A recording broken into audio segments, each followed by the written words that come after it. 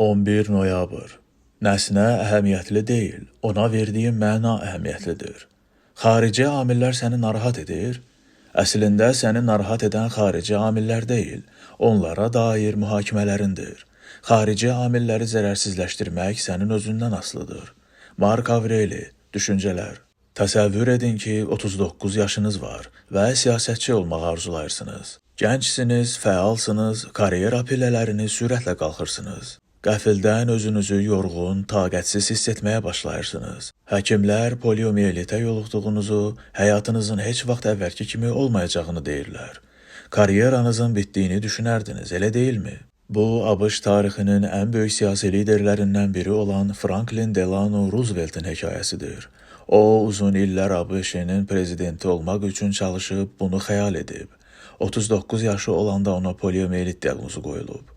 Bu xəstəliyin mahiyyətini başa düşmədən Franklin Roosevelt'i başa düşmək mümkün deyil. Xarici amil onun iflic olması idi və bu real faktdır. Lakin həmin xəstəlik nə onun karyerasını, nə də şəxsiyyətini iflic edə bildi. O, əlacısız xəstəliyə düçar olsa da, dərhal qurban psixologiyasından qurtuldu. Gəlin qəbul etməklə passivliyi dəyişik salmayaq. 12 noyabr. Güclü insan məsuliyyəti öz üzərinə götürür. Xeyrin, şərin öz seçimlərindən rişələndiyi, onlardan əmələ gəldiyini anlasan, onlara bu cür yanaşmağı, bu cür mühakimə yürütməyi öyrənsən, nə tanrıları qınayarsan, nə də ki bir başqasına kin saxlayarsan. Mark Avreli, Düşüncələr. ABŞ prezidenti Harry Truman'ın iş masasının üstündəki lövhəcikdə bu sözlər yazılmışdı. Bütün məsuliyyət mənim boynumdadır. Truman heç kimin malik olmadığı gücə, iqtidara malik olsa da, bilirdi ki, başqalarını günahlandırmağa, məsuliyyətdən qaçmağa ixtiyarı yoxdur. Truman yalnız özünü günahlandıra bilərdi. Zəncirin sonuncu halqası o idi. Biz öz həyatımızın prezidentiyik. Bəzi hadisələrin qarşısını ala bilməsək də, həmin hadisələrə necə münasibət göstərəcəyimizi, hansı reaksiyanı verəcəyimizi müəyyən edə bilərik. Bu, olduqca əhəmiyyətlidir. Zəncirin sonuncu halqası bizik. Məsuliyyəti başqasına ötürə bilmərik. 13 noyabr. Nə şikayət et, nə izahat ver. Artıq ictimai həyatdan şikayətləndiyini heç kim eşitməsin. Özün belə. Mark Avreli, Düşüncələr. Ən xoşbəxt insanlar belə şikayət edirlər. Hətta xoşbəxt insanların şikayətlənmək üçün daha çox zamanı var. Mark Avreli həvəssiz bir rəhbər idi. Necə ki, siz həvəssiz mühasib, məşqçi və ya hüquqşünas ola bilərsiniz. Bəlkə də işinizi sevirsiniz, lakin nələrə görəsə cavabdehlik daşımasaydınız daha yaxşı olardı. Belə bir düşüncənin sonucu nə ola bilər? Negativə köklənməkdən başqa heç nə. Bu məqamda Böyük Britaniyanın 42-ci baş naziri Benjamin Disraeli'nin şüarını xatırlamaq yerinə düşər. Şikayət etmə, izahat vermə. Mark Avreli kimi Disraeli də bilirdi ki, çiyinlərində çox ağır məsuliyyət var. Şikayətlənmək və ya səhvə yol verdikdən sonra bəhanə axtarmaq, özünə haqq qazandırmağa çalışmaq asandır. Lakin bu, insanın nəyəsə nail olmasını təmin etməz və yükünü yüngülləşdirməz. 14 noyabr. Nəticəni özün seç. Onu həbs etdilər. Yazığın bəxti qara gəldi, deyə düşündün. Bu, tamamən sənə aid olan əlavə bir müşahidədir. Epiktet, söhbətlər. Artıq bunun klassik stoik düşüncəsi olduğunu bilirsiniz. Hadisələr bir tərəfdir, lakin onları hansı tərəfə çəkmək insanın özündən asılıdır. Bu ədalətsizlikdir, böyük fəlakətdir. Hər şey qəsdən təşkil olunub. Malcolm X həbsxanaya cinayətkar kimi girib insan hüquqları uğrunda mübarizə aparan, təhsilli, dindar, motivasiyalı bir insan kimi çıxdı. Məgər o bəxtinin qara gəldiyini düşündü? Yoxsa bu təcrübəni pozitivə çevirməyə çalışdı? Qəbul etmək passivlik deyil. Bu, özünü təkmilləşdirmək istəyən insanların atmalı olduğu ilk addımdır. Malcolm X, ABŞ-ın müsəlman icmasının rəhbərlərindən biri olub. 15 noyabr. Hər şey dəyişilir. Hər şey necə də sürətlə dəyişilir. Bu barədə tez-tez düşün. Maddə qış-ha-qış axan çay kimidir. Nəsnələrin davranışı davamlı olaraq dəyişilir. Səbəblər də dəyişilir, məqsədlər də. Heç nə sabit deyil. Mark Avreli, Düşüncələr. Mark Avreli bu gözəl metaforu heç kəs eyni çaya 2 dəfə girə bilməz deyən Heraklitdən götürüb. Heraklit haqlıdır. Zira həm çay dəyişilir, həm də insan. Həyat durmadan dəyişilir. Biz də durmadan dəyişilirik. Nəyə görəsə məyus olursansa, deməli yanlış olaraq hər şeyin davamlı, əbədi olduğunu düşünürsən. Özünü töhmətləndirmək, başqalarını ittiham etmək, küləyi tutub saxlamağa çalışmaq qədər mənasız vurnuxmadır. Dəyişikliyi inkar etmək yanlış yoldur, xüsusən də o sizdən asılı deyilsə. Hər şey dəyişilir, bunu qəbul edin, özünüzü axına təslim edin. 16 noyabr. Ümid və qorxu eyni şeydir. Hekaton deyir, ümid etməyin daşını atsan, artıq qorxmadığının fərqinə varacaqsan. Ümid etməyimizin və qorxmağımızın əsas səbəbi özümüzü hazırki vəziyyətə alışdıra bilməməyimiz, davamlı olaraq gələcək barədə düşünməməyimizdir. Seneca əxlaqi məktublar. İnsanların əksəriyyəti ümidin yaxşı, qorxunun isə pis bir şey olduğunu düşünür. Stoik Hekaton isə hesab edir ki, ümid və qorxu eyni şeydir.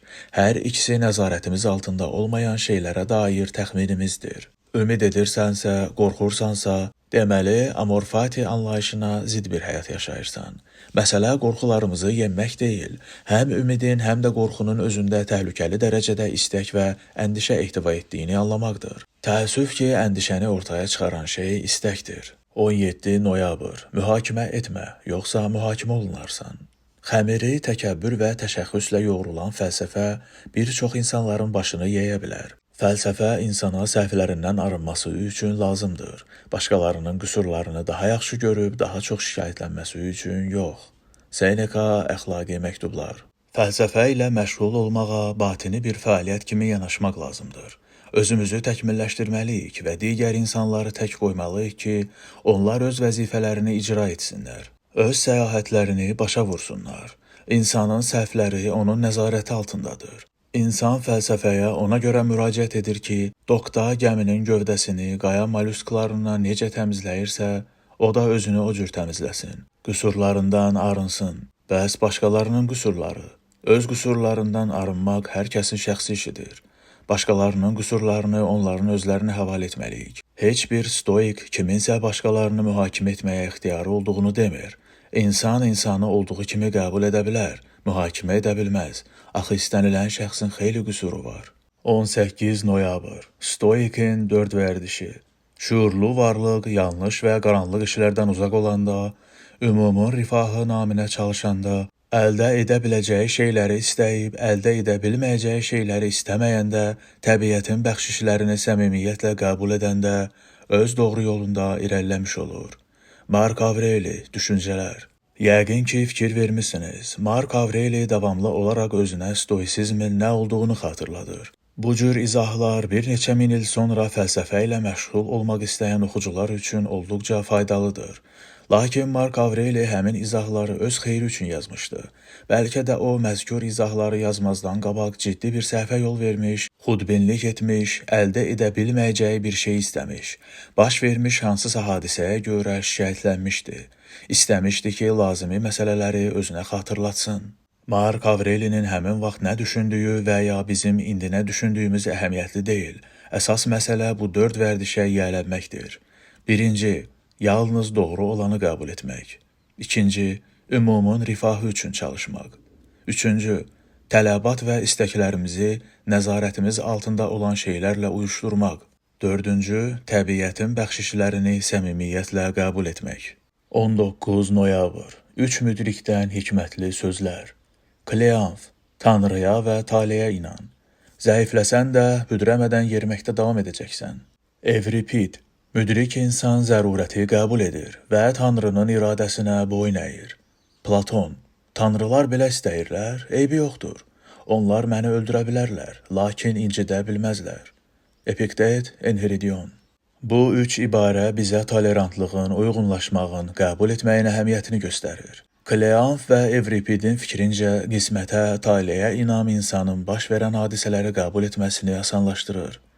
İnsan ali qüvvəyə inanırsa, məhz baş verməli olan hadisələrin baş verdiyini bilir. Ali qüvvəyə inanmasanız belə, kainatın müxtəlif qanunlarında və ya həyat bululğanında özünüzü ovutmaq üçün nələrsə tapacaqsınız. Biz fərd olaraq başımıza gələn hadisələrin təsadüfi, kədərli, amansız və ya müəmmalı olduğunu düşünə, hadisələrə daha geniş prizmadan baxdıqda isə hər şeyin necə mənalı olduğunu anlaya bilərik. Gəlin bugün həyata daha geniş prizmadan baxmağa çalışaq. Hesab edək ki, hansısa hadisənin məhz bizim başımıza gəlməsi taleyin diktəsidir. Həmin plana etiraz edə bilməzdik, düzdür? 20 noyabr. Həmişə belə olacaq. Əgər indiki zamanı görürsənsə, deməli 1000 il əvvəli də, 1000 il sonranı da görürsən. Çünki baş verən hər şey bir-biri ilə oxşar və əlaqəlidir. Mark Aureli, Düşüncələr. Bugün baş verən hadisələr keçmişdə baş verən hadisələrin eynisidir. İnsanlar yaşayır və ölürlər. Heyvanlar yaşayır və ölür. Buludlar toplanır və dağılır. Bütün canlılar nəfəs alır. Bütün bunlar əsrlər boyu davam edir. Emerson deyir ki, indiki zaman keçmiş zamanla gələcək zamana istinad edir. Gloria Patri dini nəğməsinin sözlərini xatırlayaq. Dünən necə idi? Bugün dünənə bənzəyir. Sabah bugünə bənzəyəcək.